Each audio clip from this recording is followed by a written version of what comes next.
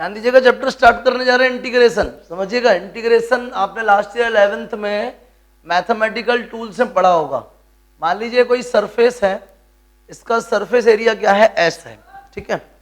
असल में होता क्या है कि जैसे कोई चीज यूनिफॉर्म है ना। यूनिफॉर्म में क्या रहता है कि अपन कोई एक पर्टिकुलर एलिमेंट का वैल्यू इवेल्युएट कर लेते हैं, उसके बाद उस पूरे सरफेस को अपन कैलकुलेट कर लेते हैं या मल्टीप्लाई कर लेते हैं, है ना। या मान लीजिए है, समझें कि ये ऐसे यूनिफॉर्म डीएस डीएस या एक्स एक्स एरिया वाले कुछ एलिमेंट्स हैं, ठीक है ना। मान लीजिए यूनिफॉर्म एलिमेंट्स हैं, कांस्टेंट एलिमेंट है, सबका साइज एक्स है, ठीक है ना। सबका साइज एक्स है, तो मैं क्या करूंगा भाई, सिंपल है। कितने हैं मेरे पास ये 3 6 9 12 15 18 21 है। मैं बोलूंगा टोटल कितना एरिया आएगा, 21x आएगा। सिंपल है, क्यों, वो यूनिफॉर्म है। लेकिन अगर डिस्ट्रीब्यूशन यूनिफॉर्म नहीं है, ये डिस्ट्रीब्यूशन यूनिफॉर्म है, हम यूनिफॉर्मली उनको ऑब्टेन नहीं कर पा रहे हैं, वेरिएबल पैरामीटर्स हैं, तो फिर कैसे हम उनको सॉल्व कर पाएंगे। तो हम क्या करेंगे, उस पूरे रीजन के इनफाइनाइट पीसेस करेंगे। कितने पीसेस करेंगे, इनफाइनाइट पीसेस, मतलब एकदम स्मॉलेस्ट पीस बनाएंगे। वो जो स्मॉलेस्ट पीस है, बात को समझिएगा, वो जो स्मॉलेस्ट पीस है, तो जिस मैनर में वो कर्व ड्रॉ हुआ होगा, जिस मैनर में वो सरफेस ड्रॉ हुआ होगा, उसी मैनर में वो सारे dx एलिमेंट्स अपन कलेक्ट कर लेंगे या समेशन कर लेंगे, तो हमें वो पूरे सरफेस का क्या है, एरिया मिल जाएगा। समझिएगा, मान लीजिए हमको अभी पता नहीं है, वेरिएबल तरीके से कर्व ड्रॉ हुआ है, ठीक है ना, और ये कोई सरफेस है और इसका खुद का सरफेस एरिया क्या है, एस। तो हम क्या करेंगे, इसके इनफाइनाइट टुकड़े करेंगे और उस एक टुकड़े का एरिया अगर ds है, कितना है, ds, तो हम क्या करेंगे, सारे ds ऐड कर देंगे। सारे ds क्या कर देंगे, ऐड कर देंगे। समेशन भी बोलते हैं उसको और इंटीग्रेशन भी बोलते हैं। सारे ds ऐड कर देंगे तो हमको क्या मिल जाएगा, वो सरफेस एरिया मिल जाएगा, पूरे सरफेस का एरिया मिल जाएगा। इंटीग्रेशन ऑफ dt क्या बन जाएगा, t बन जाएगा। इंटीग्रेशन ऑफ dk क्या बन जाएगा, k बन जाएगा। Integration of d sine theta क्या बन जाएगा, साइन थीटा बन जाएगा। तो इस सबको हम क्या बोलते हैं, इनडेफिनेट इंटीग्रल्स बोलते हैं। क्या बोलते हैं, इनडेफिनेट इंटीग्रल्स या इंटीग्रेशंस बोलते हैं। कहने का मतलब एक बड़ा सरफेस है और वो यूनिफॉर्मली उसमें हमें जो है तो यूनिफॉर्मली पीसेस नहीं पता, हमें नहीं मालूम कि हर टुकड़ा इतने इतने साइज का और कितने टुकड़े हैं। तो हम उसको डायरेक्टली सॉल्व करने की बजाय हम उसको इंटीग्रेट करेंगे एक पर्टिकुलर मैनर में, ठीक है ना। उसी को अपन क्या बोलते हैं, समेशन या इंटीग्रेशन बोलते हैं। पूरे कह देना चाहिए सरफेस से रिलेटेड सारे पैरामीटर्स को इंटीग्रेट करने के लिए अपन ये इंटीग्रेशन की हेल्प लेते हैं। एक्चुअल में जो डिफरेंशिएशन में होता था उसका जस्ट ऑपोजिट इधर देखने को मिलता है। कैसे समझिएगा, जैसे डिफरेंशिएशन ऑफ साइन एक्स, ठीक है ना, क्या हुआ करता था, cos x होता था, d sin x is equals to cos x dx। अब dx dx पैरामीटर्स जोड़ते हैं associated to the function cos x के, ठीक है ना, दोनों तरफ इंटीग्रेशन करेंगे तो d sin x की वैल्यू क्या आएगी, sin x आएगी। तो integration of cos x with respect to dx क्या आएगा, बोलिए, sin x।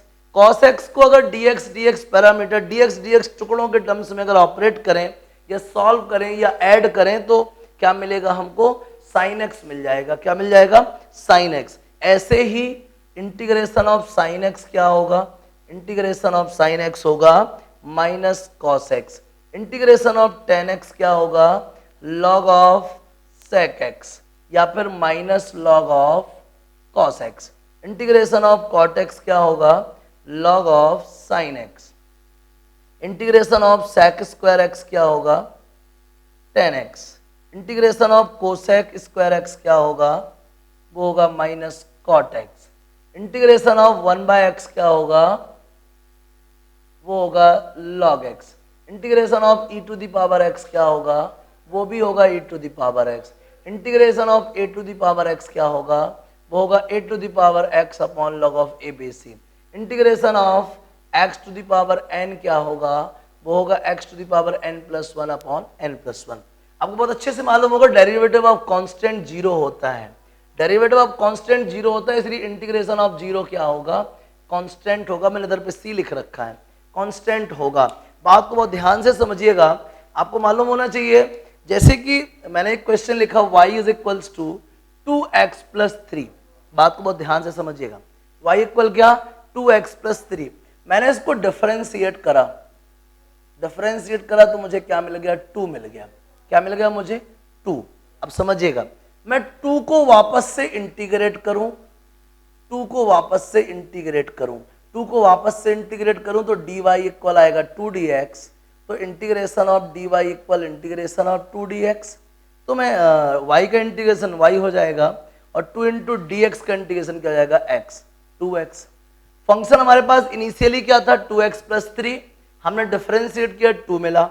डिफरेंशिएटेड पोर्शन को वापस से इंटीग्रेट किया, जब वापस से इंटीग्रेट किया तो मुझे क्या मिल गया, फिर से 2x मिल गया, क्योंकि था क्या मेरे पास, 2x प्लस 3 था। क्या था मेरे पास, 2x प्लस 3। तो सोचिएगा, मैंने y इक्वल 2x प्लस 3 था और मैंने डिफरेंशिएट करा तो 2 हो गया, वापस से जब इंटीग्रेट किया तो 2x मिला, प्लस 3 नहीं मिला। मतलब कि हम ये बोलते हैं कि डिफरेंशिएशन का उल्टा इंटीग्रेशन, इंटीग्रेशन का उल्टा डिफरेंशिएशन। मतलब कि डिफरेंशिएशन, किसी फंक्शन को डिफरेंशिएट करोगे, कोई वैल्यू आएगी, उस वैल्यू को वापस से इंटीग्रेट कर दोगे तो फंक्शन आ जाएगा। ऐसा बिल्कुल भी नहीं है। इधर पे 2x प्लस 3 था और इधर पे सिर्फ और सिर्फ 2x है। आखिर ये प्लस 3 कहाँ गया, तो हम फेल हैं उस 3 को वापस लाने में, उस 3 को वापस लाने में फेल हैं। इसलिए इनडेफिनेट इंटीग्रेशन में एक नया कंसेप्ट जोड़ा गया कि जब भी हम किसी फंक्शन को इंटीग्रेट करेंगे तो ऐसे कांस्टेंट के तौर पे क्या लगा दिया करेंगे, प्लस सी लगा दिया करेंगे। क्या लगा दिया करेंगे, प्लस सी। तो पहले फंक्शन क्या था, y इक्वल 2x प्लस 3, और दुनिया भर की प्रोसेस के बाद हमने वापस से फंक्शन क्या गेन कर लिया, y equal 2x plus c. Here 3 is constant and c is also, वहां 3 भी क्या है, एक कांस्टेंट है, और नीचे ये जो c है ये भी क्या है, कांस्टेंट। तो एग्जैक्ट वैल्यू 3 ना रखते हुए हमेशा इंडेफिनेट इंटीग्रल्स को ऑपरेट करने के बाद हम क्या कर सकते हैं, कोई कांस्टेंट c ऐड कर सकते हैं। इससे क्या होगा कि हमारे वाले कांस्टेंट की कमी पूरी हो जाएगी। तो याद रखिएगा, इंडेफिनेट इंटीग्रेशन में सॉल्व करने के बाद रिजल्ट्स में अपन क्या रख सकते हैं, प्लस सी। अब इंडेफिनेट बोलते हैं किसको है, जिनमें ये लिमिट नहीं दी रहती है ना, लोअर लिमिट अपर लिमिट ये सब गिवन नहीं रहती, उसको अपन बोलते हैं इंडेफिनेट इंटीग्रल। ये फॉर्मूला नोट करिए फटाक से, ये सारी चीजें एसेंशियल है, नोट कर लीजिए। फिर मैं कुछ क्वेश्चंस डिस्कस कर रहा हूं आपके सामने। देखिएगा, बहुत ही सिंपल है, मैं टाइप 1 डिस्कस कर रहा हूं, जिसको बेसिक टाइप बोलते हैं, एकदम है ना, एकदम शुरुआत जो है, एकदम बेसिक क्वेश्चंस, ठीक है, जो डिफरेंशिएशन से रिवर्स होके आते हैं। घबराने की जरूरत नहीं है, बहुत ही आसान क्वेश्चन कराने जा रहा हूं, बिल्कुल परेशान नहीं होइएगा। समझिए, मान लीजिए हमारे पास है question, integration of x cube plus x square plus x plus 1 dx। कैसे इंटीग्रेट करेंगे, मैं आपको बता दूं, अगर फंक्शंस के बीच में प्लस माइनस है, समझिएगा बात को, अगर फंक्शंस के बीच में प्लस माइनस है तो घबराने की जरूरत नहीं है, आपको हर फंक्शन को अलग अलग करके इंटीग्रेट कर देना है, हर फंक्शन को अलग अलग करके इंटीग्रेट कर देना है। देखिएगा ध्यान से, i equals x cube d x plus x square d x plus x d x. अब 1 तो 1 है भाई, integration of d x, x cube x to the power n वाला फॉर्मूला लगा दीजिए, क्या होता है बोलो, n plus 1 upon n plus 1, 2 plus 1 upon 2 plus 1, 1 plus 1 upon 1 plus 1 and x। और अब तो मैंने बोला ना, इंडेफिनेट इंटीग्रल में आखिरी में कांस्टेंट c ऐड कर देते हैं, प्लस c कर रखा है अपन ने। क्या आ गया बोलो भाई, x to the power 4/4 x cube by 3 x square by 2 plus x plus c। ये हुआ भाई आपका इंटीग्रेशन। समझ आया नहीं आया, जल्दी बोल दीजिए, क्या है ये, इंटीग्रेशन है। समझ रहे बात को, नहीं समझ रहे, क्लियर हो गया, अच्छे से नहीं हो गया, इस तरीके से अपन सिंपल प्रॉब्लम्स को इंटीग्रेट कर सकते हैं। क्लियर है, फटाक से छाप लीजिए। एक दो और बढ़िया बढ़िया क्वेश्चन देखते हैं, मजेदार टाइप के, बहुत ही आसान है, घबराना बिल्कुल भी नहीं है, बेहद आसान क्वेश्चन है और बहुत ही सिंपल है। मजे से आप इंटीग्रेशन में आएंगे, ये जो चीजें बता रहा हूं ना, ये बहुत काम आएंगी। समझिएगा, e to the power x plus 2 cos x minus x square, ठीक है ना, 3x स्क्वायर। क्लियर, चलिए इसको इंटीग्रेट करते हैं। बहुत सारे फंक्शंस हैं और फंक्शंस के बीच में प्लस माइनस है। क्या है फंक्शंस के बीच में, प्लस माइनस, तो घबराने की जरूरत ही नहीं है, अलग अलग इंटीग्रेट कर दीजिए। e to the power x dx, 2 constant है cos x dx और 3 कांस्टेंट है x स्क्वायर dx। बात को आगे समझिएगा, e to the power x का इंटीग्रेशन क्या होता है, e to the power x plus 2, cos x का इंटीग्रेशन क्या होता है, sin x -3, एक्स स्क्वायर का इंटीग्रेशन क्या होता है x³/3, और आखिरी में क्या लगाते हैं, कांस्टेंट लगाते हैं, e⁻x + 2 sin x - x³ + c। ये आ गया भैया आपका आंसर, बन जाएगा, समझ में आ गया। ऐसे सिंपल वाले इंटीग्रेशन आपसे बन जाएंगे, जल्दी बोलो। कुछ और क्वेश्चंस दे लेते हैं। x+1² अपॉन क्या, x² dx, ठीक है ना, ध्यान दे लीजिएगा, बहुत ही सिंपल है। ऊपर क्या दिख रहा है आपको, a+b² क्या होता है formula, a² + b² + 2ab upon x² dx। बात को समझिएगा, x² / x², 1 / x², 2x / x²। बात को बहुत ध्यान से समझिएगा, क्या कहानी मिलेगी देखने को, ये कैंसिल हो जाएगा, 1 dx प्लस ये ऊपर जाएगा x⁻⁻2 dx प्लस 2 बाहर रहेगा, एक x कैंसिल हो जाएगा, 1/x dx। बहुत ही ध्यान से समझिएगा, इंटीग्रेशन ऑफ dx क्या होना चाहिए, बोलिए, x plus x⁻n -1/-1 plus 2 times of 1/x का इंटीग्रेशन, बोलिए, log x प्लस c। तो y का वैल्यू कितना आ गया, बोलो, x - 1/x plus 2 log of x plus c। कुछ मुश्किल लग रही है आपको, बोलो जल्दी से, है ना बेहद आसान, कहीं कुछ घबराने की जरूरत है क्या, बोलिए, नहीं ना, बहुत सिंपल है। मैंने बोला ना, बहुत सारे फंक्शंस में अगर बीच में प्लस माइनस लगाया ना तो घबराना नहीं है, सारे फंक्शंस को अलग अलग लेके इंटीग्रेट कर देना है, घबराने की बिल्कुल भी जरूरत नहीं है, बहुत ही सिंपल क्वेश्चंस हैं। जल्दी से फटाके छाप लीजिए इसको, कुछ एक दो और बढ़िया बढ़िया क्वेश्चन करते हैं। घबराना बिल्कुल भी नहीं है, बिल्कुल भी नहीं घबराना है, बहुत ही सिंपल क्वेश्चंस हैं। देखिएगा, एक और बढ़िया लॉलीपॉप करके देते हैं आपको, बहुत ही आसान क्वेश्चन है, फॉर्मूले याद रखें। अगर आपको इंटीग्रेशन के फॉर्मूले याद है, मुझे लगता है बहुत सारे क्वेश्चन आपसे बन जाएंगे। देखिएगा, i = e⁻x plus x⁻e plus e⁻e dx। मजे की बात, आप एक बार कोशिश कर लो भाई, करके देख लो, एक बार आ जाए तो मजा आ जाए, बढ़िया करिए करिए। देखिएगा, i = integration of e⁻x dx plus integration of x⁻e dx plus integration of e⁻e dx। बहुत ही ध्यान से समझने वाला है भाई। कांस्टेंट टू पावर फंक्शन, कौन सा फंक्शन, एक्सपोनेंशियल फंक्शन, बता चुके हैं, इसका इंटीग्रेशन क्या होता है, यही होता है, plus variable to power constant.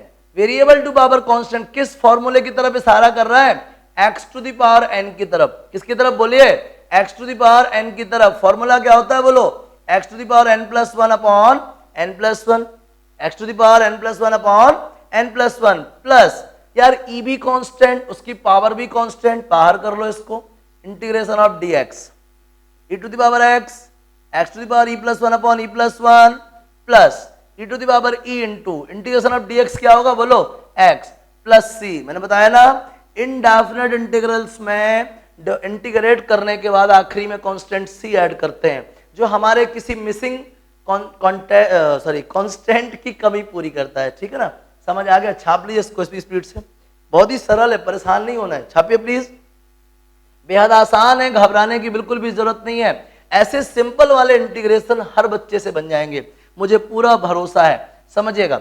कुछ एक दो और बढ़िया बढ़िया क्वेश्चन करते हैं। अगर सोचो, अगर कुछ इस टाइप का आ जाए तो क्या करोगे, मान लीजिए ऐसा कुछ आ जाए, 2x sin of x²। अब आपको लग रहा होगा, अरे इसमें तो दो फंक्शंस आ गए और दोनों के बीच में मल्टीप्लीकेशन है। अभी बहुत दिमाग नहीं दौड़ाना है, मैं आपको किसी और जगह लेके जाने वाला हूं। मैंने इसके पहले आपको बताए थे सिंपल इंटीग्रेशन, एकदम सिंपल। क्वेश्चन देखो, फॉर्मूला पुट अप करो, क्वेश्चन देखो, फॉर्मूला पुट अप करो। अब थोड़ा सा नया है, एकदम नया, ठीक है ना, लेकिन बहुत ज्यादा हावी नहीं है, बिल्कुल एकदम सिंपल है। नोटिस कीजिएगा, हालांकि आपको लग रहा है कि there are two function 2x and sin of x², ठीक है, लेकिन इन दोनों के बीच में प्लस माइनस नहीं है, तो हमसे नहीं आएगा। हमसे कब आएगा, इन दोनों के बीच में मल्टीप्लिकेशन है, हमको मल्टीप्लिकेशन अप्लाई करना पड़ेगा। लेकिन हम देख लें, क्या दोनों फंक्शंस हम अच्छी तरह से पहचानते हैं। देखो भाई, 2x को तो लोग पहचानते हैं, 2x का इंटीग्रेशन हो सकता है, लेकिन ये sin of x², इसका क्या फॉर्मूला होता है भाई, sin of x² का आपको फॉर्मूला मालूम है क्या? sin of x² को आपको ऑपरेट करना आता है क्या? बिल्कुल नहीं आता है, गलत बात है, ये मुझे लगता है कुछ गड़बड़ हो गया है। sin of x² तो हमको पता ही नहीं था, हमको तो sin of x पता था। क्या पता था? sin of x, sine of t, sine of k, ये साइन ऑफ स्क्वायर वाला पता नहीं था, मतलब ये चीज कुछ गड़बड़ है। कोई बात नहीं, लेट कर लीजिए x square is equals to t. X square को क्या लेट कर लिया आपने, टी। अभी तक ये किसका फंक्शन था, एक्स का फंक्शन था, तब आप dx dx जोड़ रहे थे, अब ये t का फंक्शन बन जा रहा, समझिए ना, साइन ऑफ एक्स स्क्वायर, मैंने एक्स स्क्वायर को t लेट कर लिया, अब ये क्या बन जाएगा, साइन t, x का फंक्शन तो रहेगा नहीं। इधर पे dx का क्या काम है, जब फंक्शन ही t का बन गया तो dx के टर्म्स में ऑपरेट ही नहीं होगा, क्या लाना पड़ेगा यहाँ पे, dt लाना पड़ेगा, क्या लाना पड़ेगा, dt। बात को समझिएगा, d by d x of x square, d by d x of t, x square का डेरिवेटिव 2x, यहां से आएगा dt बाई डी एक्स। तो आप क्या देख पा रहे हो भैया, x dx की वैल्यू आ गई dt अपॉन 2, या 2x dx की वैल्यू आ गई dt। बहुत ध्यान से समझिएगा, वापस से in first i is equals to integration of, देख रहे हो आप 2x into d x, 2x into d x की वैल्यू क्या है बोलो, dt है, और ये तो t बन ही चुका है, साइन t dt। बात को बहुत ध्यान से समझिएगा, i is equals to integration of sine t d T.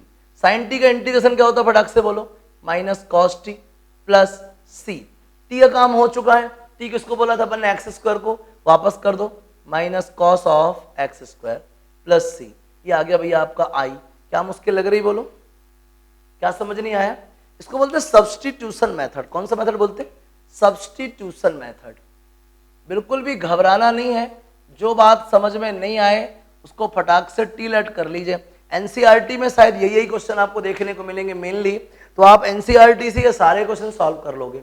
समझ रहे हैं मेरी बातों को, नहीं समझ रहे, इंटीग्रेशन में जब आप चैप्टर खोलेंगे तो आपको यही क्वेश्चन देखने को मिलने हैं, तो घबराने की बिल्कुल भी जरूरत नहीं है, यही क्वेश्चन आपको ऑपरेट भी करना है, ध्यान रखिएगा। फिर जब नेक्स्ट बताऊंगा तब नेक्स्ट करिएगा। समझ आ गया ना बढ़िया से, चलिए एक दो और अच्छे क्वेश्चन कर लेते हैं, मजा आ जाएगा आपको। समझ लो भाई, इजी है, बहुत आसान है, देख लीजिए। मान लीजिए मेरे पास कोई क्वेश्चन है, x upon 1 plus x square d x. भाई आपको कोई फॉर्मूला पता क्या इसका, जल्दी बोलो, नहीं पता ना, फॉर्मूला नहीं पता, क्या करोगे फिर, जब फॉर्मूला नहीं पता है तो हम ट्राई करेंगे, अगर ये चीज खत्म हो जाए डिनोमिनेटर वाली, क्योंकि डिनोमिनेटर वाला कोई फॉर्मूला हमको ऐसे नहीं पता है ना, टी वगैरह होता तो इन्वर्स हो जाता, इतना पता है, बाकी ये सब नहीं पता। कोई बात नहीं, let 1 plus x square is equal to t, मैंने इसको ना टी लेट कर लिया, खत्म। चलिए जल्दी से डिफरेंशिएट कर दीजिए, D by d x of 1 D by d x of x square D by d x of T. समझिएगा, 1 का डेरिवेटिव 0, एक्स स्क्वायर का 2x और इज इक्वल टू क्या आ गया, डी टी बाई क्या डी एक्स। बात को आगे समझिएगा, अगर मैं इसको ऐसे लिख दूं x डी एक्स, इधर पे आएगा डी टी अपॉन क्या 2, तो x डी एक्स का वैल्यू कितना हो गया बोलो, डी टी बाई 2, फटाक से लाके पुट कर दीजिए, i इज इक्वल्स टू, इधर पे क्या लिखा भाई x डी एक्स, तो मैं x डी एक्स की जगह पे क्या लिख दूंगा बोलो, डी टी अपॉन 2, और इसको हम क्या लेट कर चुके हैं, इसको हम t लेट कर चुके हैं। चलिए आगे ध्यान दीजिएगा, कांस्टेंट को बाहर कर दीजिए, D T upon T. 1 upon T of D T का फॉर्मूला क्या होता है बताइए, 1 अपॉन टी का फॉर्मूला क्या होगा, लॉग ऑफ टी। इंटीग्रेशन हो गया, कांस्टेंट ऐड कर दो, 1/2 लॉग ऑफ टी। टी किसको बोला था आपने, 1 प्लस एक्स स्क्वायर को। आ गया अभी ये फॉर्मूला, क्या मुश्किल लग रही, बोलो जल्दी से, क्या प्रॉब्लम जा रही है, नहीं बनेगा सब्स्टिट्यूशन, है ना, बहुत इजी बन जाएगा। छापो भैया, इसको भी छापो, एक आध और क्वेश्चन देखता हूं मैं आपको सब्स्टिट्यूशन बताने का। क्लियर हो रहा है कि नहीं हो रहा है, सब्स्टिट्यूशन बेहद सिंपल है, और सब्स्टिट्यूशन बहुत ज्यादा प्रैक्टिस करनी है, क्योंकि आगे ना ये सारी चीजें ऐड होती चली जाती हैं। बहुत लोगों के मुंह से सुना होगा आपने, इंटीग्रेशन भूल जाता है, ऐसा कुछ करके सुना है ना, गलत है, आप मत परेशान हो ना, आपको नहीं भूलेगा, क्योंकि मैं वजह बताऊंगा आपको भूलता क्यों है। इंटीग्रेशन में ना ये सारी चीजें ऐड होती चली जाती हैं, आगे जाके पिछला वाला सारा कुछ अप्लाई होता है एक साथ, बर्डन बढ़ जाता है, तो शायद किसी को लगता है कि भूलता है, अगर एक्चुअल में ऐसा होता नहीं है। मैं आपको ध्यान रखूंगा, कुछ नहीं भूलने दूंगा। समझ आ गया, छाप लो स्पीड से, एक आध और बढ़िया क्वेश्चन देख लो, मजा आ जाए, फिर देखते हैं। एक बढ़िया शानदार क्वेश्चन बता रहा हूं, बहुत मजेदार, देखिएगा, इजी है, बिल्कुल घबराना नहीं है। देखिएगा क्वेश्चन है, e to the power x log of नहीं, कैसे बोलते हैं अपन, e to the power x, या क्वेश्चन हाँ e to the power x sine of या tan of e to the power x d x, e to the power x tan of e to the power x. बहुत ही simple है, सीधा सीधा दिखाई दे रहा है कि टेन का फॉर्मूला पता है, tan of e to the power x का नहीं पता, मतलब e to the power x यहां नहीं होना चाहिए, मतलब e to the power x को हमने टी लेट कर लिया, डिफरेंशिएट करेंगे तो आएगा आपका d t by d x, e to the power x d x को बोल सकता हूं मैं क्या, डी टी। फटाक से ले जाके वैल्यू पुट कर दीजिए, ठीक है ना।